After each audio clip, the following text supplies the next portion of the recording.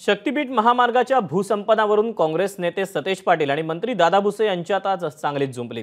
शक्तीपीठ महामार्गाबाबत 20 दिवसात अधिकाऱ्यांनी माहिती जमा केली आणि अधिसूचना काढण्यात आली असा आरोप सतेज पाटील यांनी केला। तर जनभावनेच्या विरोधात कुठलेही काम केले जाणार नाही, सर्वांना विश्वासात घेऊन पुढची पावले उचलली जातील असं मंत्री दादा भुसे यांनी म्हटलंय। आमची मागणी हा रस्ता रद्द झाला पाहिजे, गरज नसलेला रस्ता आहे। 86,000 कोटीचा आता 56,000 रुपये कर्ज प्रत्येकाच्या डोक्यावर तुम्ही काल टाकलेलंच आहे बजेटमधनं। 86,000 कोटी अजून वाढवून अजून किती वाढवणार आहात कर्ज? त्यामुळे शासनाला आमची विनंती आहे सभापती महोदय की हा रस्ता कुठल्याही परिस्थितीत रद्द झाला पाहिजे, ही आमची प्रामाणिक भूमिका विदर्भापासून पश्चिम महाराष्ट्रापर्यंत कोकणापर्यंत सगळ्यांची आहे।